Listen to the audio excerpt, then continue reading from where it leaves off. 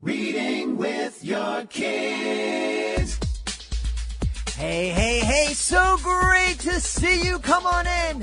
Hi, my name is Jadley, and this is the Reading with Your Kids podcast. We're coming to you from the beautiful and slightly chilly neighborhood of Reedville in the southwest corner of Boston, Massachusetts. We have a wonderful show for you today. We try to have a wonderful show for you all the time. That's why we want you to subscribe to the show. You can subscribe on the iHeartRadio app, on Podbean, on Apple Podcasts, Google Podcasts, Himalaya, or wherever you find your podcast. Our guest today is Issac Stewart. He's here to tell us that monsters don't wear underpants. I wonder what would happen if a monster not wearing underpants tried to visit the Chicago Toy and Game Fair. It's happening this weekend, today and tomorrow, November 23rd and 24th, Navy Pier in Chicago. Well, I know one thing. If that monster or the monster's parents went to shytag.com and used the promo code RWYK, they could save $3 on every ticket that they purchase, and they could purchase tickets for the entire monster community. I also know that if that monster goes to the Chicago Toy and Game Fair, they're going to have a chance to play with life-size toys and games. Well, a monster can be really big, so I don't know if they're monster-sized toy and games, but they're life-size toys and games, and it's not like a museum. You get to play with them, you get to touch them. It's going to be awesome. You also get a chance to meet inventors and authors, and those monsters will get a chance to find out what it's like to be a guest on the Reading with Your Kids podcast. That's right, monsters with or without underpants, kids with their families will have a chance to be a guest on the Reading with Your Kids podcast. They'll have a chance they'll get a souvenir recording of their time on the Reading with Your Kids podcast, and they'll also that interview may be used in a future episode of the podcast. It's happening today and tomorrow, the Chicago Toy and Game Fair, the largest toy and game fair in North America, Navy Pier in Chicago. Joining us on the line right now from the great state of Utah. He is the author and illustrator of a soon-to-be-released book from our friends at Familius. The name of the book is Monsters Don't Wear Underpants. Our guest is Issac Stewart. Issac, how are you? I'm doing well. Thanks for having me on the show today. I am excited to have you on the show. Anybody who wants to write and draw about underpants is a friend of mine. Well, thank you. Yeah, it seems like I'm a friend of many of my children, too, because you just say the word underpants and they just laugh. They think it's hilarious. You know, and that bothers a lot of adults. The idea that kids are just fascinated and in love with what a lot of adults would call gross humor, but if you talk about flatulence or burping or underpants, it just sends kids over the top. And to me, I don't see a problem with that. To me, it's just natural because it's all part of kids learning who they are and learning about this body that they're navigating the world in. Yeah, I completely agree with that. There's always a line to be drawn. There's a line to be drawn, and kids can, once they think something is funny, they will latch onto that, and they just do it all the time. But certainly, this curiosity and there's nothing really wrong with that unless certain lines are crossed, and so my kids think it's hilarious. My cousins. Not my cousins, my nieces and nephews, they're my kids' cousins. They think it's hilarious, and their parents feel like I've corrupted them by making them laugh at flatulence and underpants. But, what do you do? It's that age. They love it. That's right. So tell us a little bit about Monsters Don't Wear Underpants. So I'll tell you kind of the inception of the book and then tell you about the book. So I can't remember the exact situation, but I know where I was in the kitchen when my then 7 or 8 year old, so she's 10 now, she came up to me and she hadn't changed her underpants, and I'm like, did you change your underpants? And this is a question that most parents ask their children every day, did you change your underpants? You know, kind of the typical mom and dad thing. And she said, no, but it was October time. And then she said, monsters don't wear underpants. And I thought, wow, immediately, that is a great title for a book. Mm-hmm. And just within minutes, I started having these pictures in my head of, wow, this could be a Lift the Flap book. Think about all these different monsters that you could explore. And over time, it developed into what it is now. So the story is now that we have a monster named Little Blue. He's little teddy bear shaped, has these big sort of African antelope horns, and a little tuft of hair at the top. And he's basically just a little box. The book starts out with him jumping out of the bathtub with his mom chasing after him. And little wet footprints go everywhere. And the mom's like, you got to wear underpants. You can't just run around like that. And he's like, but Mom, monsters don't wear underpants. And then he's off into the night. And he meets different monsters along the way with each successive page.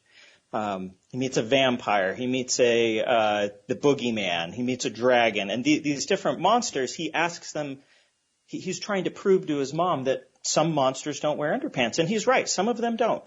And there's always a twist with the panels. And then the latter half of the book is the mother explaining to him, no, here are some monsters that do wear underpants. And it ultimately leads to convincing him to do what the mom has wanted him to do all along, but with a twist.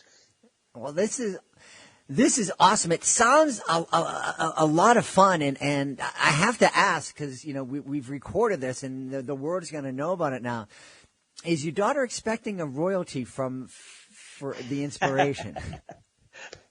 I told her that I would dedicate the book to her, and she thinks that that's great. However, she is an artist herself, and she keeps asking when she's going to get to do a book. So I may in the future wind up, when she's ready, doing a book with her if everything goes well. And then she can collect some royalties. There you go. That's wonderful. Well, you know, it's a few months before Monsters Don't Wear Underpants is going to be released. So I don't know what the artwork looks like, but I do know what the artwork I find on your website looks like. And I am imagining that the art that we find in Monsters Don't Wear Underpants is a lot different than the art that we find in your Stormlight series or your Mistborn series. Talk about those projects and how those projects differ from Monsters Don't Wear Underpants. Okay. So I work for an author named Brandon Sanderson, and he does the Stormlight books, and he does the Mistborn books, and many other books. And I'm his art director. So that started out with me doing maps. They're very fantasy maps, right? I don't know if the reader or the listeners are familiar with Tolkien and his maps. That's kind of what it is. They're all artifacts of a fantasy world. We try to draw them as if they came from a fantasy world, and instead of somebody looking from the outside in. So that's one difference, because with Monsters Don't Wear Underpants, they're just pure illustrations. It's not here is an actual, pair of underpants from this world. It's here are pictures of fun characters. Monsters Don't Wear Underpants is very cartoony. It's done in a style of just the colored outlines and then flat colors on the inside with maybe a highlight and a shadow. Just very, very cartoony. It's meant for all ages. There's jokes in there that parents will get. There's jokes in there that kids hopefully will be over the moon for. But it's a very accessible style. Whereas I think if you were to put Monsters Don't Wear Underpants next to the maps and the symbols and things that I do for Mistborn and the Stormlight Archive, you wouldn't even be able to tell that those are the same artist. Mm-hmm. Mm-hmm. Yeah. I guess it's unfair to ask, which do you have more fun creating? Well, that's kind of the fun thing about this, is that if you do something for too long, it becomes repetitive. And so it's nice to be able to refresh myself on different projects, if that makes any sense at all. So it's nice to be able to go and do something like a fantasy map and have it look like a prop from a movie. But then when I'm done with that, I can go take a break and draw some really cartoony things that might be a little bit more relaxing or a little bit more fun, something that I can show my kids and we can laugh about. So it's not that I like one more than the other. It's very much what am I in the mood for? And I love being able to jump back and forth and keep myself fresh on things like that. Do you find, because I think that's wonderful, and I've heard that from different artists who, David Bowie pops into my mind in terms of a musician who never did the same thing twice, although you could always tell it was him. But I think a lot of times artists, they are afraid to kind of break out of that style that brought them success. I think so too, and for a good reason. A lot of times, I say a good reason, maybe it's not really a great reason as far as societally, but within I know in publishing, for example, let's say that you get a book published, people want more of that same style of book. And so if you want to keep making a certain level of income, a lot of times what makes sense is for you to do, and what makes sense for the publisher too, is for you to do the book that already made sense. So you go and you do a sequel or whatever. And so I think that society and publishing sort of rewards us for doing the same thing. And if you notice, the person that pops into my mind right now is that at first, Joss Whedon, he went and did Buffy the Vampire Slayer, and people really liked it.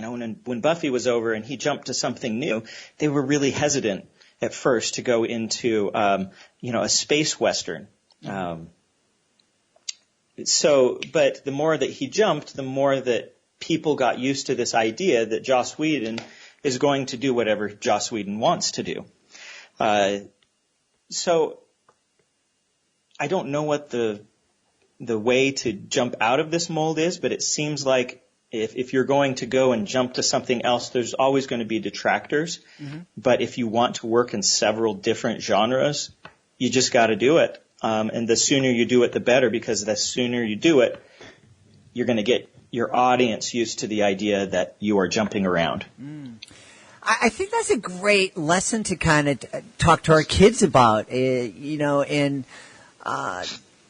helping them understand that work is supposed to be, it gives us a salary so we can have a roof over our head and put food in our refrigerator. But it has to be more than that, and it has to feed our soul and bring us happiness too. Oh, I completely agree with that. A good example here is from my own life. I worked in video games for over a decade, doing animating little characters, doing storyboarding and different things like that. And there were times that I really loved it. Especially the people that I worked with, and certain projects were great, but sometimes there were projects that just were kind of mind-numbing. They just weren't fun or whatever. And I had to jump at some point, and I was happy to jump into doing what I'm doing now, but it has to feed your soul, or else you sort of go dead inside sometimes. Mm-hmm. But you're right. You still, there are times, and we're all going to have to go through this. There are jobs that you're going to do that are not ideal. And most jobs aren't. There's always going to be something, even with the most ideal job. But if for the most part you're getting a good satisfaction out of it, you feel like you're making a difference in the world, feeding whatever it is that you want to get out of a job, then you're going to feel more fulfilled in life. Yeah. Yeah, it's important. We had a guest on not too long ago, Phil Joel, who talking about his book Redwoods in Wales, and he quoted, I forget how exactly it goes, but he said, there's some people who stop living at 25 and then they don't die until they're 70. Oh, no. And that's such a, and it's true, but it's such a terrifying thing for me to think about. I completely agree. So after families sit down and they have a lot of fun reading Monsters Don't Wear Underpants, how can a family kind of get together and encourage their kids to be creative and explore art? Well, there's a lot of different things that you can do. Pinterest, for example, has tons of art projects for kids. But you don't have to do that. I think one of the best ways is to find out what your kid is interested in first and try to feed that a little bit. And maybe all that takes is going down to the hobby store, Hobby Lobby, Michael's, whatever it is that you have in your area, and take your kids with you and say, hey, we've got each have this amount of money today. Let's pick an art project and see what they gravitate toward. Some may gravitate more toward building things, like out of popsicle sticks or blocks or whatever it may be, and others might gravitate toward paper and pencil or paints and canvas, whatever it might be. And some of these items can even be found at a dollar store. We found little canvases at a dollar store that my kids love to paint on. So that would be the first step is finding out what they're interested in. Some kids might not know. They may feel like, I like art, but I don't know what I'm interested in doing. Put them down with a pencil. Find out what types of characters they might like. Some may like to just draw backgrounds or people in a park. You know what I mean? So some kids are going to be drawn to characters. Most of them at a child's age will be drawn to characters, but don't feel frustrated if they're just drawing mountains and trees and things. They could be the next Bob Ross. You never know. Mm-hmm. So that's one thing is I really am into the idea of trying to feed what they are interested in rather than trying to force them into something I think that they should be interested in. What do you say as in terms of the value of helping our kids develop some kind of artistic expression, whether it be visual arts or performance arts or whatever, but just in terms of this is one of the ways that I can help them express themselves and to find their own voice? I think that it hurts me when I hear about school districts that for financial reasons or whatever decide that they need to cut art programs, mm-hmm. art or drama, music, because there is this. It's part of our. I think it's part of our soul. Mm-hmm. There are certain songs that just speak to people, for example, and it brings an emotion into your body. And the same can happen with art. But if we look at sports and math and science, these are all things that I think society is more ready to accept as you need to learn these things. Mm-hmm. Whereas art, expressing ourselves in those ways is part of us too, and it's part of developing a healthy, rounded child is helping them realize that there is more. There are more ways to express your emotions than just through some of these other ways. I don't know if that makes sense. It does. It does. It makes sense a lot. And I feel like a lot of if we could get to the idea that so I grew up and my dad is just great with my job right now, but growing up he was a little bit skeptical. He said, you want to be an artist? Well, I know a lot of starving artists, and the thing was a lot of the artists he knew were not doing well. Mm-hmm. So he was basing that off of his experience. But I feel like a lot of people feel the same way, where they think, well, art is fine and good for those type of people. But I think it's good for everybody. If we can mm-hmm. overcome the stigma that it's more of a balanced person, maybe we can help people who help them express themselves in ways that aren't harmful. And we see this all the time, that people express themselves in harmful ways. But if they find good outlets for this emotion, maybe we will have less of this harmful expression. Do you think, as you were talking, a thought occurred to me, do you think maybe part of our society's underappreciation of the arts has to do with the fact that we're not all that comfortable with emotions here in the U.S. and a lot of Western places, and maybe the arts see it. It's kind of getting into that emotional stuff. I don't want to do it. I want to get out and take a bat and hit something with. Yeah, I grew up in Idaho, and a lot of cowboys in Idaho. I'm not really one of them, but we did a lot of outdoorsy things. We lived outside of town. I find myself, all my expressions and metaphors sometimes go back to being on a ranch or have to do with, unfortunately, guns. And I think just expressions that we use in our everyday language.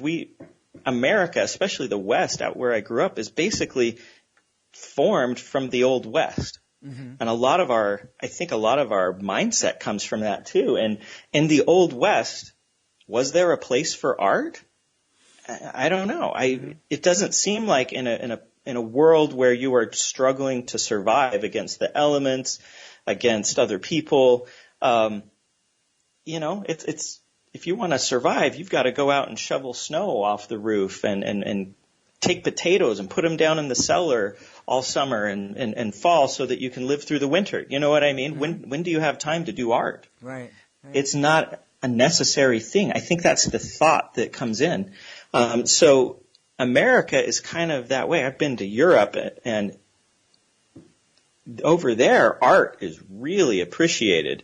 You have art museums in every city and town, it seems like. And I wonder if it's just the way that the culture developed. We have this sort of gunslinger, lone wolf mentality out here in the West, survive or die. And in Europe, where they had been, they'd figured that out, and there were wealthy patrons who could patronize the arts and things. And I think a little bit more back east too, because they've back east, it's been around a lot longer. Mm-hmm. There's museums, a lot of the wealth, especially in the mid to late 1800s, was centralized in the East. And when there's more wealth and more ease of life, art seems to naturally develop. I'm all over the board on this. Well, it's good that you make maps. You can find your way back. Yeah, there you go. But I think this is, fascinating to look at, and I think it helps to look at, and I think it's important for parents to kind of start looking at these things. I know I looked at life in a very different way. What I thought was right as a dude. We were talking a little bit early before we started recording about our diets and mm-hmm. When I was that dude, that guy, I was living life one way and I was looking at life one way. And then when I had kids, I started questioning, do my kids really need to grow up the way I did? I survived it. Do I want my kids to have to do that? And, so I think that these are important questions, and I think we're living in a time where our kids, I was lucky if I had crayons that hadn't been broken when I was growing up, and now we have kids who have this little thing in their pocket that they can use to record podcasts and videos and send them all around the world in a second and do all sorts of other artistic things. That it's really a wonderful time, but we need to teach our kids how to use those resources in a way that's healthy. I completely agree with that. I completely agree. And I think that also having so much versatility, you say, in our pocket, right? Mm-hmm. Just this device can also create decision paralysis. there are so many things I can do. What should I do? So it's one of those things to try to help. We need to help teach our children to latch onto things that they love and be decisive in what they're going to do. Because then they'll know, oh, well, this tool in my pocket, I can do this with it. I can draw with it if that's what they're interested in. I can create a podcast if that's what they're interested in. They can make a movie if that's what they're interested in. Yeah. And they can create a book about monsters that don't wear underpants. It's true. It's true. I've created a lot of this on an iPad. So it's true. The little pocket device can be used to create, professional quality books. At least I hope my book's professional quality. Well, if it's coming from our friends at Familius, I know it is absolutely professional quality. They do a great job with their books. Absolutely. They really do. And I'm really looking forward to having you back on to talk about that book that you're going to create with your daughter in the not-too-distant future. I hope so, too. That would be amazing. We've had such a great time talking to the author and illustrator of Monsters Don't Wear Underpants. It's going to be released in August of 2020, but what I would suggest you do is go over to Familius Talk and the Familius website, familius.com, and sign up for their newsletter so that you can be immediately when Monsters Don't Wear Underpants is available. Issac Stewart, we've had such a blast speaking to you today. Thanks so much for being on the show. Yeah, thank you. Thank you so much for having me. Please be sure to join us for the next edition of the Reading with Your Kids podcast. We are going to have two fantastic guests. Danielle Dufayet is coming back to the show to tell us about Fantastic You. We'll also be joined by the author of Miss Tree Tales, Deepa Ramesh. That's the next episode of the Reading with Your Kids podcast. If you would like to be a guest on the podcast, all you need to do is to go to our website, readingwithyourkids.com. Click on the contact button. Let us know about your great children's book, great children's product, great children's service, and we'll let you know the next easy steps. It really is a fun and an easy way to tell thousands and thousands of people about your fantastic children's book. Want to thank the folks who made today's show so very, very wonderful. Of course, we want to thank our guest, Issac Stewart. Be sure to check out his book, Monsters Don't Wear Underpants. Also want to thank the folks at the Chicago Toy and Game Fair. We hope that we will see you there. I want to thank my amazing producer, Fatima Khan, for all that she does for the show. I want to thank my beautiful wife for all of the support she gives me. And, of course, most of all, I want to thank you. Thank you so much for taking the time to join us today. And, as always, thank you so much for taking the time to make the world a better place. And you do that every time you read with your kids. I'll be looking for you in the next edition of the Reading with Your Kids podcast.